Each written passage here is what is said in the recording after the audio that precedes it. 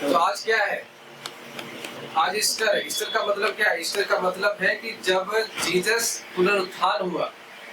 आज हम क्रिसमस में ज्यादा हाईलाइट करते हुए क्रिसमस को मनाते हैं, क्रिसमस को सेलिब्रेशन करते हैं, लेकिन ये भूल जाते हैं कि ईस्टर एक ऐसा दिन है जो जीसस की लाइफ में एंटर होता है, बाकी किसी इंसान के लाइफ में एंटर नहीं होता, ना तो किसी गॉड के सामने एंटर होता है।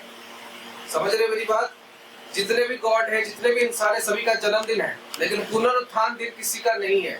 तो मेरी कहना यह है कि क्रिसमस से ज्यादा अगर प्रायोरिटी दो तो इस डे को हम लोगों को हाईलाइट करना चाहिए कि जो दिन आज यीशु मसीह का है वो किसी के साथ नहीं हुआ। हालेलुया। आप कब अमीर हो? जब आपके पास ज्यादा पैसा हो। कब आप लकी हो? जब किसी और के पास चीजें जो नहीं है वो आपके पास है, तभी जाके आप क्या हो?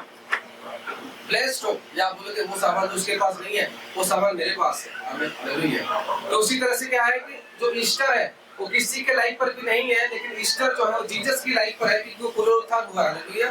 तो इस तरह वो हमें कभी भी क्या कर सकता है? पुनरुत्थान करा सकता है। इसलिए आपकी सोच हमेशा यही होने की जरूरत है कि पुनरुत्थान का मतलब है कि पुनरुत्थान का मतलब क्या है? मरकर जी उठना। जब यीशु मसीह क्रॉस में चढ़ा उसके बाद जब वो पुनरुत्थान हुआ, जब वो पुनरुत्थान हुआ उसकी जीवन नया हो गई थी। उसके हाथ में क्या था? जो कोड़े खाए थे, उसके हाथ में जो होल था वो नहीं था। उसका मतलब जब हम ईस्टर में आते हैं तो खाली नहीं कि जीसस का ईस्टर है, हमें भी सोच रखना है कि हमारे जीवन में क्या हो जाए? ईस्टर हो जाए, पुनरुत्थान हो जाए। हमारे जीवन में जो प्रॉब्लम होती है, हमारे जीवन में जो क्लेश होता है वो क्या हो जाए? वो खत्म हो जाए। आमीन। हालेलुया। मैं जो भविष्य लेकर आया हूँ मैं उस भविष्य को खत्म करूंगा। यीशु मसीह जी उठा, मैं भी जी उठूंगा और मैं अपनी भविष्य को नया करूंगा। आमीन। हालेलुया। आपके अंदर ये सोच और ये विचार होना जरूरी है। हालेलुया। जीवन को पुनरुत्थान करना है कि नहीं करना है? हाँ, करना है कि नहीं करना है? हालेलुया। इसलिए पुनरुत्थान का मतलब है परमेश्वर में अपने आप को तेज करना, परमेश्वर के कामों में तेज करना, तब परमेश्वर आपको भी तेज करेगा। में जीसस क्राइस्ट अगर क्रॉस में चढ़े तो वो परमेश्वर के कामों में अपने आप को तेज किए, लेकिन हमारा ईस्टर होने के बाद भी हम सोए रहेंगे, हम पुनरुत्थान नहीं करेंगे। जब तक आप अपनी लाइफ पर पुनरुत्थान को नहीं करोगे, जब तक अपने लाइफ में सीरियसनेस को लेकर नहीं भागोगे, तब तक आपका ईस्टर आपके लिए बर्थडे की तरह रहेगा, तब तक आपका ईस्टर आपके लिए काम की तरह रहेगा, तब तक आपका ईस्टर बेस्ट नहीं होगा। मैं क्या बता रहा हूँ? जब हमें ईस्टर को, अपने जीवन को पुनरुत्थान करना है तो यीशु मसीह क्या किया? पहले परमेश्वर की योजना को पूरा किया। क्या किया? क्रॉस में क्रूसिफाइड हो गए तो उनको पेन हो रहा था कि नहीं? तकलीफ हो रहा था कि नहीं? तब जाकर उन्होंने ईस्टर को देखा। और आज हम अपने जीवन पुनरुत्थान को चाहते हैं, प्रॉब्लम से हल चाहते हैं, और हम अपनी लाइफ पर पेन नहीं सहना चाहते। जैसे कि मैंने कुछ लोग कहा आपको ये काम करना है, ये चीजें करना है, जरूर आपको पेन होगा, तकलीफ होगा, करने का मन नहीं होगा, लेकिन आपको करना है क्योंकि आपको परमेश्वर ने काम किया है। हालेलुया। तभी जाके आप अपने जीवन में पुनरुत्थान को देख पाओगे, अन्यथा कभी भी नहीं देख पाओगे अगर पेन सहने के लिए तैयार नहीं हो। चाहे आपको खाने की आदत परमेश्वर दे, चाहे आपको पीने की आदत परमेश्वर दे, चाहे आपको रहने की आदत परमेश्वर दे, चाहे आपको बीज बोने की आदत परमेश्वर दे, जो भी काम आपको परमेश्वर देगा वो आपके परसेंट मतलब कि 90% ऐसा होगा कि आप उसे नहीं करोगे। आपके मन में बात आएगी मैं इसे नहीं कर सकता, इसको कर मेरा क्या फायदा है, मैं इसको करूंगा तो बहुत तकलीफ होगी, मैं इसको करूंगा तो बहुत पेन होगी, मैं इसको करूंगा तो बहुत ये होगा, मैं इसको करूंगा तो बहुत वो होगा। ऐसे चीजें क्या होगा? आपके अंदर घेर के रखेगा। लेकिन जो आपको प्रभु कहे वो विषय को आप लोगों को करना होगा और आपके अंदर प्रभु के काम के लिए एक तेजी लाना होगा। आमीन। आपको उस तरह से अपने जीवन को नहीं बिताना जो आप 2 साल पहले बिताते थे, या ईस्टर से पहले जिस तरह से आप पहले बिताते थे, लेकिन आपको अपने जीवन को क्या करना होगा? और तेजी से लेकर आना होगा परमेश्वर में, कि ताकि हम क्या कर सके? परमेश्वर में उत्तम रीति से, आशीष रीति से बढ़ने पाए। हालेलुया। और सेम आपकी लाइफ जैसे पहले था, आप परमेश्वर में ऊँचे होकर बैठे हो, आप परमेश्वर के लिए कुछ कर नहीं सकते, परमेश्वर की काम के लिए पेन हो रहा है, परमेश्वर को वर्क करने के लिए आपको पेन हो रहा है, जो पेन के साथ करने के लिए तैयार रहेगा परमेश्वर उसी को ही पुनरुत्थान करेगा। आमीन। यस आमीन। और जो पेन को फेस करना नहीं चाहेगा, मैं थोड़ा भी पेन ना सहूं, मैं थोड़ा भी तकलीफ ना सहूं, मुझे बस आरामदायक होकर परमेश्वर की सेवा करना है, मुझे बस आरामदायक होकर परमेश्वर की काम करना है, मैं पापों को लेकर परमेश्वर में चलूं, मैं अपने आप को करेक्शन ना करूं, मैं अपने जीवन को करेक्शन ना करूं, मैं गलतियों को लेकर परमेश्वर के साथ चलूं, मैं कह रहा हूं उसमें आपकी मौत हो जाएगी, तब भी आप उद्धार को प्राप्त नहीं कर पाओगे। परमेश्वर में चलने का मतलब है, चाहे आपको परमेश्वर कोई भी छोटी से छोटी काम क्यों ना बताए, छोटी से छोटी बात क्यों ना बताए, जब आपको काम बताया गया, आपके अंदर 2 सेकंड के अंदर उसको पालन करने के लिए ताकत होना चाहिए। आमीन। 2 सेकंड के अंदर, अभी बताओगे मुझे तो ये काम कहा गया, 2 सेकंड के अंदर कैसे होगा ये? 2 सेकंड के अंदर आपके स्पिरिट के अंदर वो तेजनेस आ जाना चाहिए कि कल अगर मुझे काम करना है तो मुझे उसी समय पर ही करना है। हमें मुझे इसी टाइम पर ही उस काम को समर्पित करके देना है। जब आपकी लाइफ खुद सोई हुई होगी तो परमेश्वर से कभी पुनरुत्थान नहीं कर सकता। अगर आपके अंदर जोश नहीं होगा, अगर आप पुनरुत्थान लेने के काबिल नहीं होंगे तो कैसे क्यों आपको परमेश्वर पुनरुत्थान करेगा? आप पुनरुत्थान करके उठ के क्या करोगे? आप क्या मेरी बात समझ रहे हो? आप पुनरुत्थान होकर करोगे क्या? पर मैं आपको, आपके घर में बच्चे, आप उसको 100 रुपया दे रहे थे, अभी आपको 1000 रुपया आप उसको दोगे तो पहले उसको देखोगे कि पैसा लेके कर क्या रहा है। अगर वो दारू पी रहा है उसको 1000 रुपया दोगे आप? क्यों नहीं दो? अगर अच्छे खासे कुछ लेके सेविंग कर रहा है या अच्छे खासे कुछ परमेश्वर के लिए काम कर रहा है या कुछ और काम कर रहा है तो आप उसको 1000 रुपया जरूर दोगे। अगर आपको उसकी काम अच्छा लगा, अगर आपको उसकी काम गलत लगेगा, मैं कह रहा हूं कभी भी नहीं दोगे। उससे परमेश्वर भी सेम है।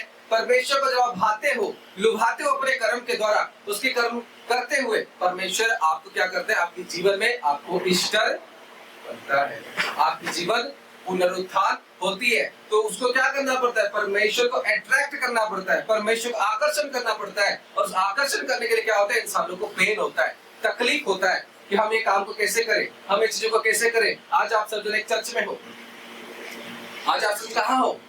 आज आप सब जन एक चर्च में हो। चर्च में आज आपको जो भी मिल रहा है वो आपके लिए ब्लेसिंग है, चाहे खाना हो, चाहे रोजी रोटी हो, चाहे कपड़े हो, चाहे वाटर हो, चाहे टॉयलेट हो, हर एक चीज एक एनोइंटिंग से भरा हुआ है। कोई ऐसा वस्तु नहीं है कि जो आज एनोइंटिंग में नहीं है। क्या मेरी बात समझ रही? सारे वस्तुएं, सारे चीजें सामर्थ अभिषेक से भरा हुआ है। हालेलुया। तो हमें अपने जीवन को पुनरुत्थान करना है। हमारे जीवन पे जैसे हम पहले थे वैसे हम अपने आप को ना करें। क्या मेरी बात समझ रहे हो? जैसे आप आदत में थे, जैसे आप चलते थे, आपको अपने आप को परमेश्वर में बिल्कुल वैसा नहीं बनाना है। क्या मेरी बात समझ रहे हो आप? जो आपको परमेश्वर कहे आपको उसी विषय को पालन करना है। गुलामी। क्या मेरी बात समझ रहे हो? चर्च के अंदर आपकी सारी एक्टिविटी परमेश्वर नोट करता है। आप सोचो कि आज हम चर्च के अंदर रहेंगे, अगर आप आज हम चर्च के अंदर झगड़ा होंगे, आज अगर चर्च के अंदर हम हर एक चीजों को ये करेंगे या अननेसेसरी चीजों में रहेंगे तो सोचो इधर दूर है, क्या आपको नहीं देख रहा? क्या आपको ताक नहीं रहा? आपको सजा मिलेगी या आशीष से मिलेगा? बताओ।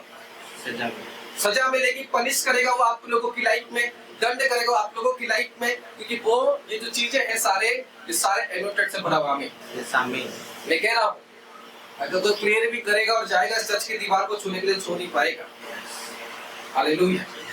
इसीलिए अपने जीवन को क्या करो? पुनरुत्थान करो, अपने जीवन को चेंज करो। जब तक आपकी खुद की जीवन की ओर से कोशिश नहीं रहेगा कि मैं अपने आप को बदलूं, परमेश्वर कभी आपको बदल नहीं सकता, परमेश्वर कभी आपको आशीष दे नहीं सकता, क्योंकि आपके जीवन में वो जोर दबाव नहीं आ रहा।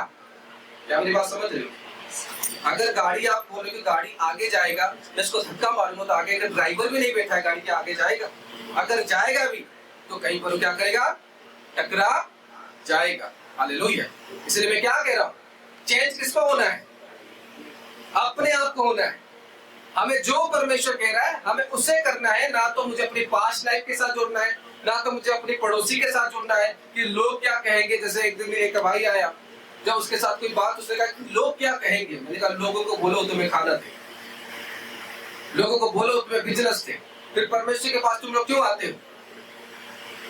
अगर परमेश्वर ही तुम्हारे लिए सब कुछ करेगा तो उस परमेश्वर की रिस्पेक्ट करना सीखो, उस परमेश्वर का आदर करना सीखो। जब आप आदर और रिस्पेक्ट करोगे तब जाके आपकी जीवन क्या होगी? पुनरुत्थान होगी। आमीन।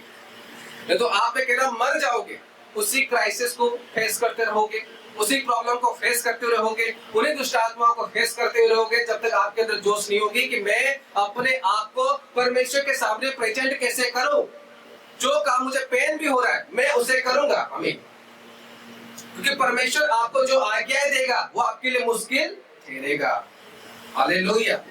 कब ये मत सोचना कि परमेश्वर जो मुझे आज्ञाएं देगा वो हमेशा आसान होगा। No no no no no. वो छोटी सी आज्ञाएं होगा, वो छोटी सी बात होगा, लेकिन वो आपके लिए क्या रहेगा? मुश्किल रहेगा। चाहे परमेश्वर आपको कहे जरा सीढ़ी चढ़ के जा, आप डेली चढ़ रहे होंगे, लेकिन जिससे परमेश्वर कहेगा आपकी टांगों में पेन होगी, क्या हो रहा होगा? टांगों में पेन हो रहा होगा, जाते जाते गिरने के लिए तैयार हो जा रहे होंगे, धूल मिट्टी होने में नहीं जाऊंगा, लेकिन डेली क्या कर रहे थे? चढ़ रहे थे। लेकिन आज क्या बात होगी? परमेश्वर तुम्हें कह रहा है, बात क्या हो गई? परमेश्वर तुम्हें कह रहा है। क्यों कह रहा है? कि इसको करने के बाद तुम्हारे जीवन क्या होगी? पुनरुत्थान होगी। आमीन। जब परमेश्वर हमें कुछ कहता है तब शैतान भी क्या करता है? हमें रोकता है। आज हम जीवित चर्च में हैं, आपके अंदर जोश कितनी है कि वे अपने जीवन को बदल सके। हालेलुया। आज आप इसी चर्च के अंदर कितनी प्रेयर किए हो वो भी नोट किया जाएगा कि आपके अंदर जोश कितनी है, मैंने कितनी प्रार्थनाएं किया है, मैंने कितनी चीजें किया है, आज मैं परमेश्वर की जीवित जगह पर हूं, मैंने अपने लिए मेहनत कितनी की है। हालेलुया। आज इसी जगह पर मैं प्रार्थना करते करते बड़ा हूं। आमीन। और आगे बढ़ूंगा। हालेलुया। लेकिन जब हमें परमेश्वर पवित्र स्थान समर्पित करता है, हम क्या कर रहे हैं? हमारे पर डिपेंड करता है। बाहर कहीं लंगर लगा है, आप लंगर खाने के लिए गए हो, आप कितना खाना खाओगे वो आपके ऊपर डिपेंड करता है। नहीं खाना खाओगे, घर में आओगे, घर में आ गया तब घर परिवार वाले बोलेंगे लंगर उधर लगा था इसलिए तो घर में खाना ही नहीं बनाया। ओके ना? समझ रहे आ रही है? जब परमेश्वर हमें पवित्र स्थानों के अंदर लेके जाता है, जब हमें वो अपॉर्चुनिटी मिलता है कि हम इधर स्टे हो पा रहे, रह पा रहे पवित्र जगह पर, तो अपने सारे कामों को क्या करना है? पवित्र करना। कितनी प्रेयर कर रहे हैं? क्या मेरी बात समझ रहे हो? जो इस तरह से अपने जीवन को मेंटेन करता है वो पुनरुत्थान को देखता है। किसकी ओर से? बोलो परमेश्वर की ओर से। और परमेश्वर की ओर से आप परमेश्वर की जगह पर होंगे और आपकी जीवन एक शारीरिक जीवन में जा रहा है। कहां पर हो? कहां पर हो आप? परमेश्वर की जगह में। जगह क्या है? पवित्र है। क्या पवित्र है? पवित्र है। यहाँ पर क्या है? परमेश्वर के दूत है, परमेश्वर की उपस्थिति है, परमेश्वर की प्रेजेंस है। क्या मेरी बात समझ रहे हैं आप? और वहां पर हमारा काम क्या रहेगा? अगर वहां पर हमारा काम अगर गलत रहेगा तो हम क्या कर रहे हैं? एक बड़ी पाप को रच रहे हैं। क्या मेरी बात समझ में आ रही है? बड़ी पापों को क्या कर रहे हैं? हम रच रहे हैं। क्या मेरी बात समझ रहे हो आप? बड़ी गलत चीजों को हम क्या कर रहे हैं। इसलिए तो मैं लोगों को भी बताया था कि आप यहाँ पर मोबाइल फोन का इस्तेमाल नहीं करना। बताया था कि नहीं? क्यों बताया था? कि परमेश्वर हमें देख रहा है, हम परमेश्वर की उपस्थिति में। हमें आज तक आप लोग मेरे ख्याल से कोई मंत्री से मिलने के लिए नहीं गए हो, लेकिन जब कोई सीएम से मिलने के लिए जाओगे तो मोबाइल फोन अलाउ नहीं है। हाँ या ना?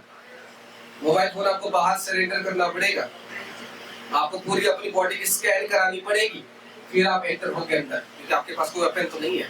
उससे जब हम परमेश्वर के घर में आते हैं हमारी बॉडी स्कैन होती है। कैसे स्कैन होती है? कोई पाप तो नहीं है इसके अंदर। जब हमारे ब्लेसिंग आती है बॉडी स्कैन होती है, क्या गलत काम तो नहीं है इसके अंदर, इसके मन कैसे हैं, इसके सोच कैसे हैं। इसीलिए हमें क्या करता है? स्कैन रूम में रखता है। इसका नाम क्या होता है? चर्च होता है। हालेलुया। वो चेक करता है हमें, तब हम जान पाते हैं कि हमारी लाइफ क्यों बंधन में है, तब हम जान पाते हैं कि हमारे जीवन क्यों बीमारियों में है, क्यों हमारे लाइफ पर ईस्टर हम नहीं देख पाते, क्यों हमारे जीवन पर पुनरुत्थान नहीं हो पाते हैं। गलती किसकी है? अभी इंसान की है। जीसस पुनरुत्थान हो पाया क्योंकि परमेश्वर से कहा कि तुझे क्रॉस में लटकना होगा। तब जीसस कहता है कि परमेश्वर अगर हो रहा है तो इस चीजों को टाल दे, लेकिन तू जो चाहता है परमेश्वर तेरी इच्छा पूरा होगा। तो आपको क्या करना है? परमेश्वर तू जो चाहता है तेरी इच्छा पूरा हो, और तू जो चाहता है मैं वैसे चलूंगा। आमीन। लेकिन आप कहोगे बैठकर आज तो जाते तो कहेंगे परमेश्वर चाहता है ना तो हो जाएगा। अब मैं दुकान पर बैठा हूँ, मुझे परमेश्वर कह रहा चर्च जाने के लिए, परमेश्वर चाहेगा तो हो जाएगा। मैं दुकान से बैठते बैठते जाके चर्च के अंदर गायब होकर चेयर में आ जाऊंगा। क्या होगा ऐसा? तुझे चलकर जाना होगा, गाड़ी स्टार्ट करनी होगी, बैठना होगा, जाके चर्च के अंदर एंट्री लेनी होगी। ये बात समझ लिया? नहीं।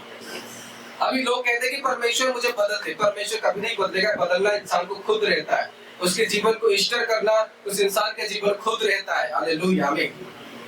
वो खुद चाहे तो अपने जीवन को क्या कर सकता है? ईस्टर करा सकता है और वेस्टर भी करा सकता है। वेस्टर का मतलब वेस्ट, उसके ऊपर डिपेंड करता है। आज हमारे पास क्या है?